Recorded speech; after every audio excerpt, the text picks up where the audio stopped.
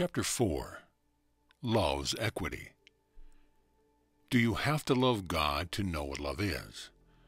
When you love purely, you know God whether you realize it or not. What does it mean to love purely? It means to love for love's sake, to simply love, to have no false idols. False idols must be brought to light, and they're seen as the nothing that they are before you can love for love's sake. What is a false idol? What you think love will get you. You are entitled to all that love would give, but not to what you think love will provide for you through its acquisition. This is a classic example of not recognizing what love is.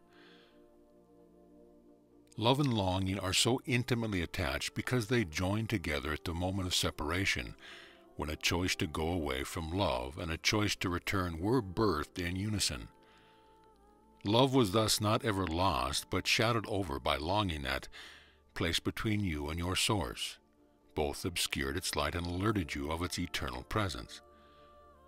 Longing is your proof of love's existence, for even here you would not long for what is not remembered. All your long search for proof of God's existence ends when you recognize what love is, and with this proof is proof of your existence established as well. For in your longing for love, you recognize as well your longing for yourself. Why would you wonder who you are and what your purpose here is all about, if not for your recognition, given witness by your longing, of what you fear you are not but surely are? All fear ends when proof of your existence is established. All fear is based on your inability to recognize love, and thus who you are and who God is. How could you not have been fearful with doubt as powerful as this? How can you not rejoice when doubt is gone and love fills all the space that doubt once occupied? No shadows linger when doubt is gone. Nothing stands between the child of God and the child's own source. There remains no clouds to block the sun, and night gives way to day. Child of God, you are alien here, but need not be alien to yourself. In your knowledge of yourself, all threat of time and space and place dissolves. You may still walk in alien land, but not in a fog of amnesia that obscures what would be a brief adventure and replaces it with dreams of terror and confusion so rampant that no toehold of security is possible, and day turns endlessly into night in a long march toward death. Recognize who you are, and God's light goes before you, illuminating every path and shining away the fog of dreams from which you waken undisturbed. Love alone has the power to turn this dream of death into a waking awareness of life eternal. Yearning, learning, seeking, acquiring, the need to own, the need to keep, the grasping call, the driving force, the chosen passion, all these things that you have made to replace what you already have will lead you back as surely as they can lead you astray. Where what you have made will lead rests only on your decision. Your decision, couched in many forms, is simply this: to proceed toward love or to withdraw from it, to believe it is given or withheld. Love is all that follows the law of God in your world. All else assumes that one has is denied another. While love cannot be learned nor practiced, there is a practice we must do in order to recognize love's presence. We practice living by the law of love, a law of gain, not loss, a law that says the more you give, the more you gain. There are no losers and no winners under God's law. Not one is given more than another. God cannot love you more than your neighbor, nor can you earn more of God's love than you have, or a better place in heaven. The mind under the ego's direction has thrived on winners and on losers, on striving for and earning a better place. The heart knows not these distinctions, and those who think their hearts have learned them by being battered and abused by their experience here rejoice in knowing that it is not so. This seeming illusion is believed in because your mind has made it so. Your thoughts have reviewed and reviewed again all the pain that love has brought. It dwells on those occasions when love has failed because it does not recognize that love cannot fail. Your expectations and false perceptions of your brothers and sisters are what have caused you to believe that love can fail, be lost, withdrawn, or turn to hate. Your false perception of your father is what has caused all other perceptions to be false, including the one you hold of your own self. When you think of acting out of love, your thoughts of love are based on sentiment and must be challenged. Love is not being nice when you are feeling surly. Love is not doing good deeds of charity and service. Love is not throwing logic to the wind and acting in foolish ways that pass as gaiety but cannot masquerade as joy. You each have an image of your mind of someone you believe knows what love is. This is perhaps an elderly person who is always kind and gentle, with no cross word for anyone and no concern for his or her own self. This is perhaps a mother whose love is blind and self-sacrificing. Still others of you might imagine a couple long married in which each person is devoted to the other's happiness, or a father whose love is unconditional, or a priest or a minister who guides unfailingly. For each or any one of these that you admire, you give attributes that you do not have and that you might one day acquire when the time is right. For that kind and gentle stance you do not believe will serve you now. That blindness and self-sacrifice is something to be gained at too high a price.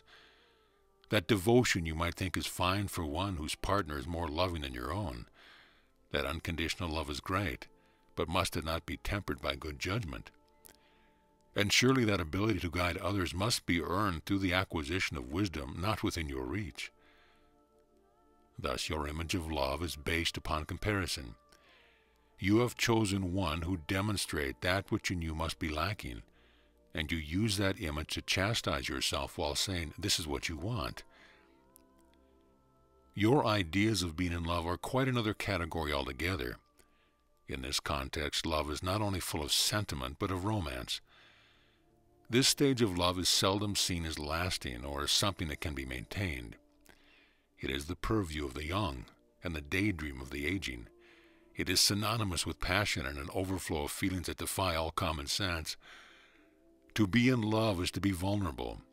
For once common sense has failed to keep you acting as expected, you might forget to guard your heart or to keep your real self in hiding. How dangerous indeed is such an act in a world where trust can turn to treachery. Each one of you has held an ideal of what the perfect mate would mean, an ideal that changed over time. Those most bound by the ego might think of stature and of wealth, of physical beauty and the trapping of good upbringing. Those most insecure will believe in a partner who would shower him or her with praise and gifts, with attention never wavering. Another who prizes independence seeks a partner in good health, not too demanding, a companion and a lover who will be convenient within a busy life. You believe you can fall in love with the wrong person and make a better choice based upon criteria more important than love. You thus believe love is a choice, something to be given to some and not to others. You hope to be a winner in this game you play, a chosen one who will have each ounce of love that is given returned in kind. This is a balancing act you play with God's most holy gift, resenting giving love that gains you little in return. And yet in this resentment you recognize the truth of what love is. In no other area of life do you expect such fairness, such exchange of equal value. You give your mind to an idea, your body to a job, your days to activities that do not interest or fulfill you. You accept what you are paid within certain boundaries you have set. You expect that a certain amount of prestige will follow certain accomplishments. You accept that some tasks have to be done for survival's sakes. You hope there will be some fairness here in what you give and what you are given back. You hope your hard work will produce results, the dinner you prepared be eaten with delight, your ideas greeted as inspired. But this you do not expect. You often, in fact, expect the reverse to be the case, and are grateful for each acknowledgement the world gives you for the ways in which you spend your days. For spend your days you do, and soon that spending will deplete the limited number of days in store for you, and you will die. Life is not fair, nor meant to be, you claim, But love is something else. In this you are correct, for love is nothing like your image of your life and has no resemblance to how you spend your days or the way your days will end. Love is all that is set apart in your perception from what you do here.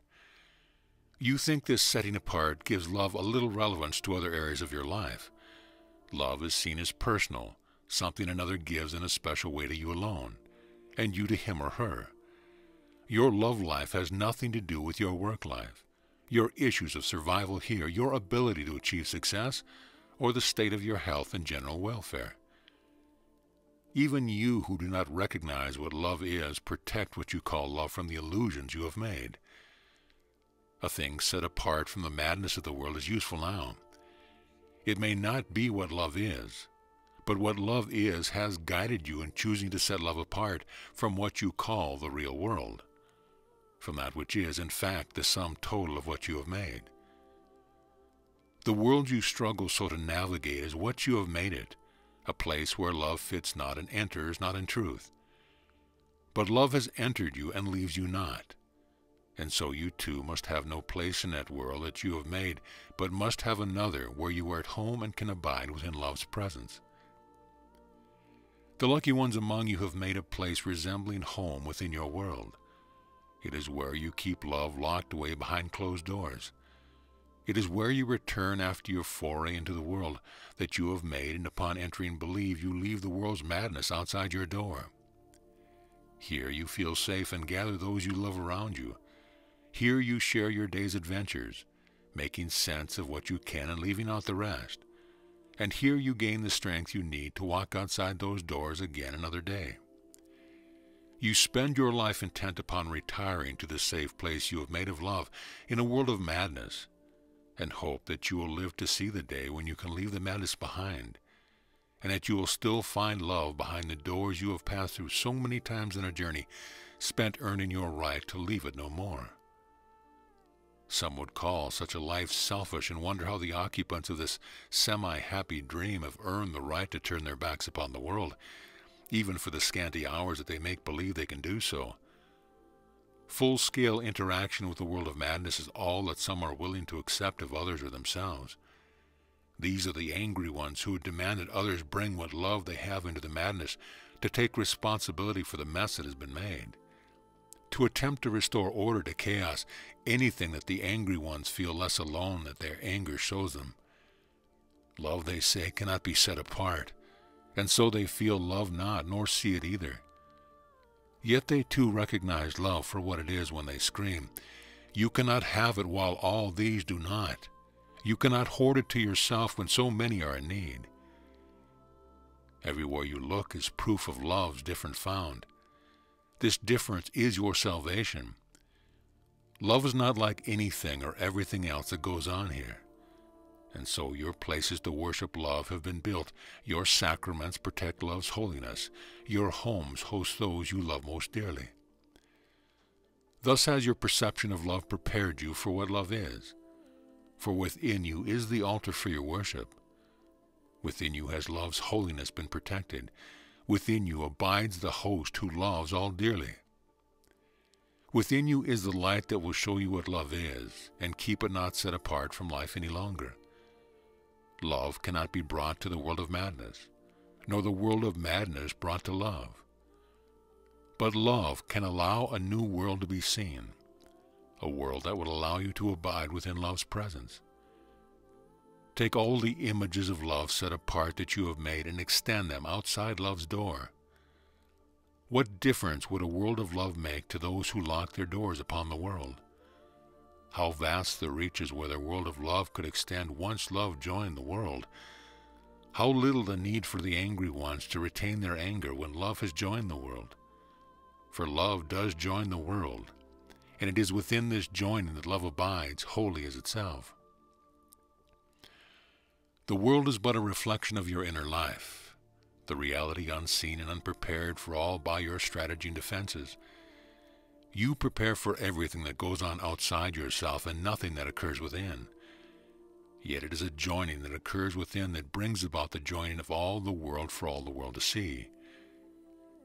This joining of the world within is but your recognition of what love is, safe and secure within you and your brother as you join together in truth. Think you not that this joining is a metaphor, a string of pleasant words that will bring you comfort if you heed them, one more sentiment in a world where lovely words replace what they can mean.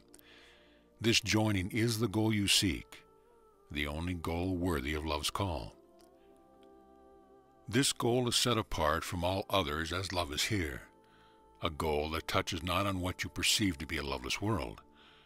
It has no relation to the world outside of you, but every relation to the world within, where in love's presence both outer and inner worlds become as one and leave behind your vision the world that you have seen and called your home. This foreign world where you have been so lonely and afraid will linger for a while where it can terrify you no longer, until finally it will fade away into the nothingness from which it came as a new world rises up to take its place.